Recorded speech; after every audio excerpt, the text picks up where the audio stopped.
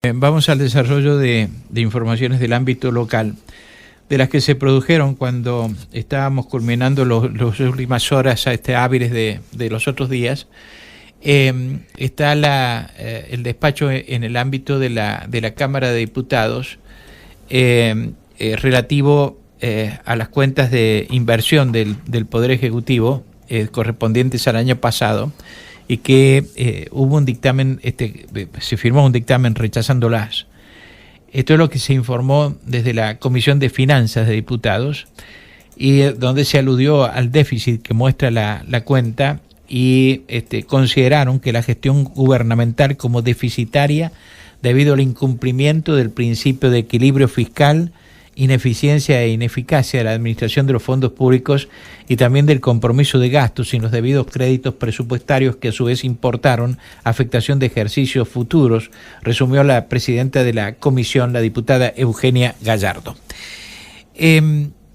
Ustedes saben que ha habido todo un debate en el transcurso de las últimas semanas, desde que se conoció que el Tribunal de Cuentas se había expedido sobre las cuentas de inversión, aunque no se ha publicado para conocimiento de todos, el dictamen en sí del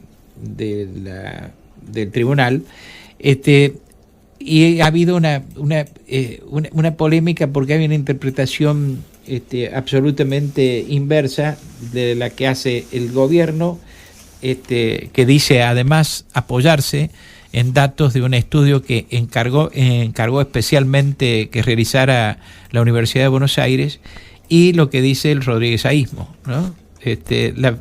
Uno lee una cifra positiva y la otra lee como negativa. De manera tal que es una situación, además de técnica y difícil de comprender por la mayoría de la gente, es un problema, digamos, que se ha planteado ahora con esta novedad, esta interpretación tan dispar del mismo texto. Eugenia Sosa Herrera es la directora de Finanzas y Recursos de la provincia.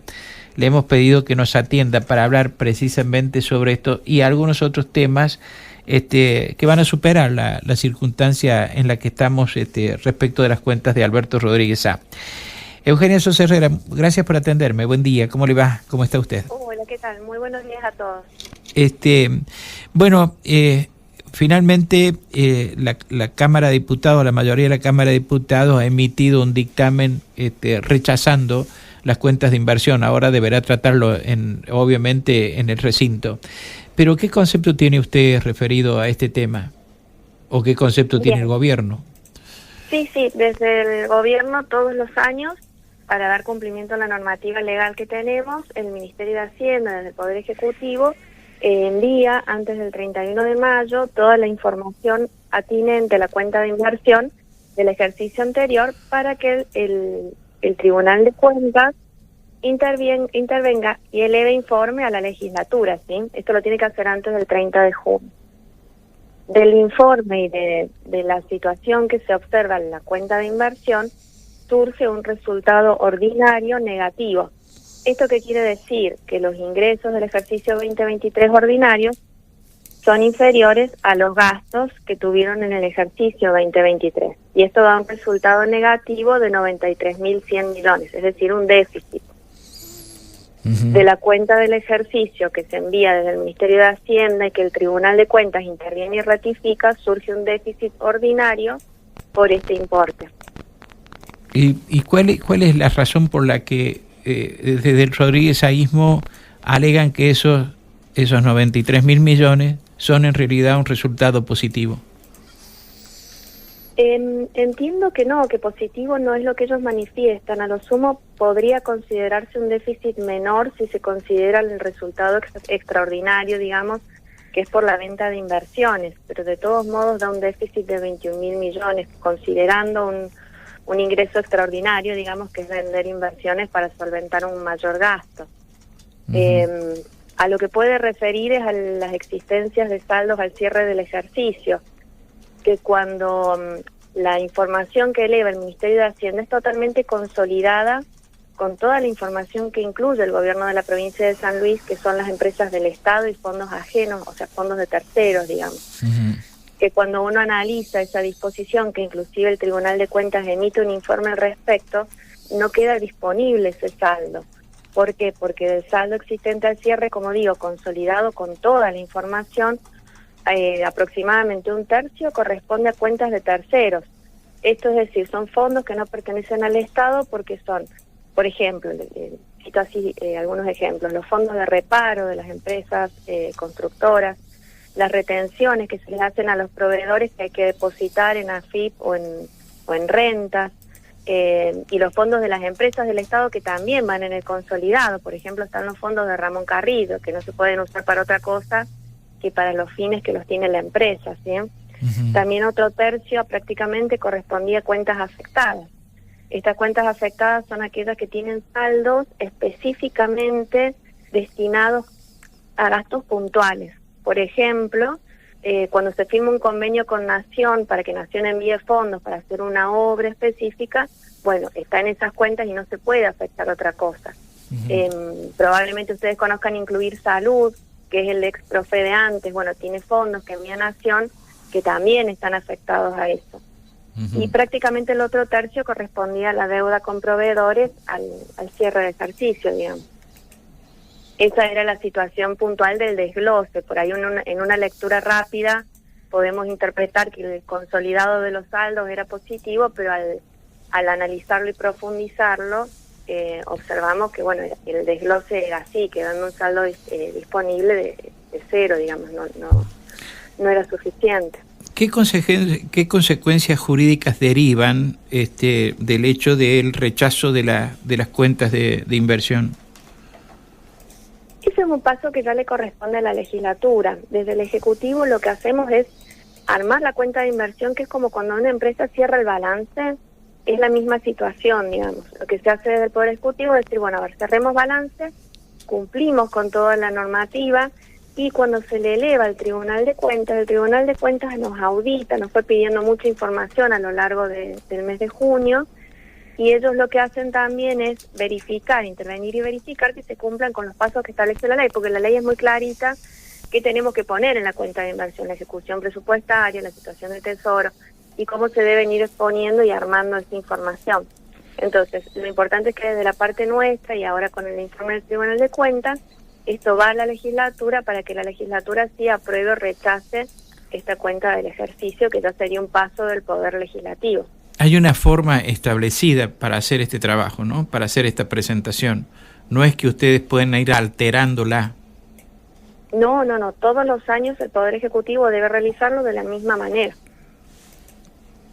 De la misma manera. Es decir, no es que hoy dispongo que los voy a presentar los resultados de determinada forma y otro día de otra manera. Hay una forma que debo seguir. Exactamente, son los pasos para la ejecución, más allá de que en la exposición se pueda pedir del tribunal mismo que se aclare, que se amplíe, que, bueno, como ha sucedido a lo largo de este mes, se hacen requerimientos, uno va ampliando la información, va explicando, va poniendo a disposición, y bueno, una vez que todo eso está analizado y cerrado, ya está, se pasa al Poder Legislativo para que apruebe o rechace. Bueno, puedo preguntarle de otros temas, ¿no? Vinculado siempre a su función, por cierto. Hemos seguido con atención sus manifestaciones, sus explicaciones mes a mes respecto de la incidencia de la recaudación impositiva nacional y lo que ha significado como coparticipación. Y el resultado negativo que viene arrojando en relación al año pasado, la remisión de recursos por parte de la Nación de la coparticipación federal a la provincia. La provincia además no ha recibido ningún otro tipo de envío de dinero de la Nación, según lo que tenemos consignado de sus explicaciones. Quiero saber qué expectativa tienen y concreta, qué expectativa concreta genera y en qué puntos la firma del Pacto de Mayo que se ha celebrado anteayer. Sí, la realidad es que la coparticipación deriva y acompaña el movimiento, la evolución de la recaudación de impuestos nacionales. Nosotros sabemos que los impuestos que recauda AFIP, como IVA, ganancia, bienes personales, la AFIP tiene la función recaudatoria y el Banco Nación lo que hace después es distribuir a través de los laberintos coparticipables, que son estas leyes, esta ley convenio con las provincias, al resto de las jurisdicciones. Es decir, que el comportamiento de la coparticipación directamente está relacionado con cuestiones de la economía que vienen sucediendo a nivel más macro, como por ejemplo esta recesión y esta caída de la actividad económica. El impuesto que refleja principalmente esto es el IVA. Entonces, por ejemplo, el IVA que se está recaudando menos que el año anterior nos hace caer directamente la coparticipación. Es como parte del comportamiento que estamos teniendo en la economía del país, digamos. ¿No hay actividad o hay decaimiento en la actividad y decaimiento en la recaudación impositiva?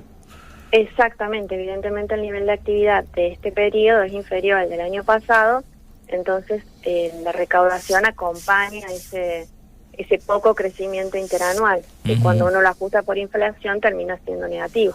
Sí.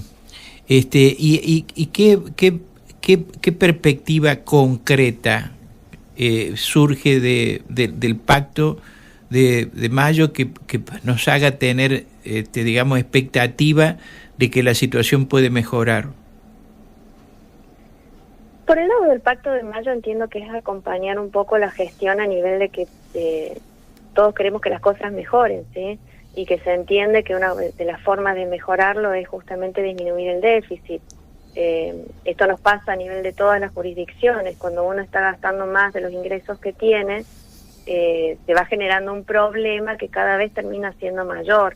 Entonces, bueno, a la larga son medidas que se van tomando para tratar de mejorar la economía, sin dudas, pero bueno, con muchas cuestiones o aristas que a veces pueden resultar negativas o difíciles de superar en algunos momentos.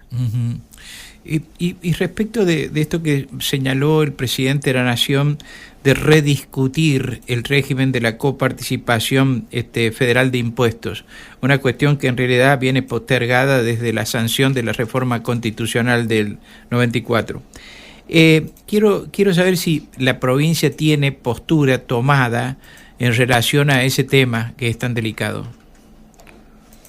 En relación a ese tema todavía no se ha conversado porque es como ha sido una noticia, por decirlo, que se ha comentado, pero no es una cuestión de fondo que esté previsto realizarse. La provincia de San Luis, a lo largo de todos estos años, es cierto, se han ido modificando impuestos, se han ido creando impuestos que no forman parte de la masa coparticipable y esto sí perjudica a las jurisdicciones. Entonces, muchas de las pujas que hemos tenido han sido eso, pedir que sean coparticipables distintos impuestos que solo quedan para las arcas nacionales, digamos. Pero bueno, sin duda que todos vemos por ahí que puede resultar un poco difícil modificar la ley de coparticipación, por esto justamente, porque se trata de una ley convenio que en su momento se firmó entre Nación y todas las provincias, entonces son acuerdos difíciles de volver a alcanzar, ¿no? ¿Y qué perspectiva ve usted de mejoramiento de la situación real para precisamente de la actividad económica que genere más recaudación impositiva que venga a las provincias? Hemos dado cuenta nosotros aquí, por ejemplo, en nuestro programa anterior, de las conclusiones del CEPA, del Centro de Políticas Argentinas, Centro de Estudio de Políticas Argentinas, acerca de la ejecución presupuestaria del primer semestre del gobierno, y de ahí surge también la caída que ha habido en las transferencias automáticas y la prácticamente anulación de las transferencias discrecionales, ¿no? Que ha caído casi un 90% en términos reales en el periodo que ha pasado del semestre. ¿Qué perspectivas ven ustedes efectivamente de mejoramiento de la situación y de los compromisos que la provincia tiene con su propio presupuesto? Para la provincia es complicada la situación en cuanto a cuando se dan de baja estos ciertos acuerdos de fondos que se transferían a las provincias, porque la provincia de San Luis ha tenido que hacerse cargo, por ejemplo, del incentivo docente o el subsidio del transporte, que son subsidios que a la gente les hace falta, y es realmente importante que la provincia se comprometa, como lo hizo, para poder cumplir y ayudar con este tema. Entonces, nosotros, si bien encima teníamos considerados unos ingresos que están mermando en términos reales, o sea, ajustados por inflación respecto del año anterior, además nos hemos tenido que hacer cargo de ciertos gastos que teníamos presupuestados o que se daba por hecho de que se iban a estar cumpliendo o sosteniendo con fondos nacionales. Entonces, eso es uno de los principales, de las principales dificultades con las que iniciamos, digamos, el año. Uh-huh. Y bueno, ¿y qué perspectiva ve usted de mejora en eso? ¿Hay? No, las perspectivas es las que estamos viendo. En realidad, al caer la actividad económica afecta a todo a toda la macroeconomía y a todos los fondos que se derivan a las provincias. No se vislumbra un crecimiento económico ni a fines de este año, y aparentemente para el año que viene tampoco, porque se sigue contrayendo la economía. Eso es lo que podemos avisorar en función de lo que estamos viendo ahora, las proyecciones que nosotros también seguimos, los informes de consultoras serias, y también de lo que se espera para el presupuesto nacional del año que viene. Uh-huh. Precisamente usted, en la última conferencia de prensa que dio en Terrazas del Portezuelo, se refirió a que ante la situación la manera responsable de afrontarla es con una restricción de gastos, ¿no? Y habló de restricción de gastos. Quiero saber si esto implica mayores restricciones a las actuales que las actuales. No, en realidad fueron medidas que se tomaron desde el inicio de la gestión, y lo que tuvimos que lograr al no tener, digamos, este respaldo de decir, bueno, cuando por varios periodos se viene gastando más de lo que ingresa, ¿sí? Esto exige ir deshaciéndose de las inversiones, digamos, de los fondos de resguardo. Uh-huh. Como nosotros no contábamos con eso, la primera acción fue equiparar ingresos con gastos. Sí. Entonces, a lo largo de todos estos meses, lo que se ha ido haciendo es un trabajo muy minucioso de analizar, de verificar qué gastos podemos disminuir, qué cuestiones son innecesarias, son superfluas, y bueno, todo eso ha sido un trabajo arduo que se ha realizado a lo largo de este semestre para poder equiparar. Uh-huh. Puntualmente la pregunta que habían hecho en ese momento era ¿qué pasa si los ingresos siguen disminuyendo? Y bueno, y la realidad es que si los ingresos siguen disminuyendo, nosotros tenemos que ir acompañando ese movimiento con el nivel de gasto. Uh-huh. La caída de junio, que fue tan significativa en la recaudación impositiva nacional y que provocó tremendos cimbronazos incluso políticos en el gobierno, ¿podría tener una reiteración en julio y en los meses venideros? Nosotros, viendo el comportamiento que tenemos, consideramos que sí, y estamos trabajando en proyecciones en este orden, digamos. Consideramos que la tendencia es negativa, en torno siempre entre el 25-20% por debajo, en términos reales, interanuales, salvo el mes de mayo, que tuvimos un repunte que fue extraordinario por el vencimiento del impuesto a las ganancias de las empresas que cerraban ejercicio el 31 de diciembre del año pasado. Pero si no, hemos visto que en todos los meses el comportamiento se sostiene en torno a esta cifra negativa. Entonces, todo lo proyectamos en función de este escenario, porque por ahora es lo que en realidad estamos viendo. Quiero saber cómo han analizado ustedes en el gobierno ese informe pre-envío del presupuesto al Congreso de la Nación por parte del Gobierno Nacional, en cuanto prevé disminuciones concretas para las provincias en materia impositiva, en materia de coparticipación, y habla de que no va a haber ninguna movimiento, digamos, de los discrecionales de dinero desde la Nación a las provincias. Sí, para nosotros en realidad es un parámetro que nos permite posicionarnos, digamos, y evaluar un presupuesto 2025 con mejores herramientas claras en cuanto al escenario que vamos a tener. Por ahí lo importante es decir, bueno, ya sabemos que esta información nos indica cómo va a ser, se va a mover Nación el año que viene y en función de eso podemos proyectar en términos más concretos. Uh-huh. Porque es una advertencia dura, ¿no? La que hace ahí ese documento que se conoció la semana pasada. Sí, pero en principio no es más de lo que estamos viendo ahora. No es más de lo que estamos viendo. Exacto, es lo mismo, los recursos coparticipables que vemos que son bajos en términos interanuales y reales, y las transferencias discrecionales a provincias que han mermado. Es la misma proyección de lo que viene sucediendo en este periodo. Lo positivo que podemos ver es que para el año que viene lo podemos contemplar así en el presupuesto. En cambio, para este ejercicio estaba previsto de otra manera, con fondos nacionales y demás. Entonces es más difícil accionar en el transcurso del año, cambiando todas estos fondos, digamos, que se esperaban recibir y estos gastos que se esperaban efectuar. Es más difícil, digamos, porque sabemos que el gasto que tenemos que ampliar tiene que surgir de fondos que estaban destinados a otra cosa. Claro, claro. Eugenia Sosa Herrera ha sido muy generosa con su tiempo y le agradezco mucho la información que nos ha dado. Muchas gracias. A usted, muchas gracias. Hasta luego. Hasta luego.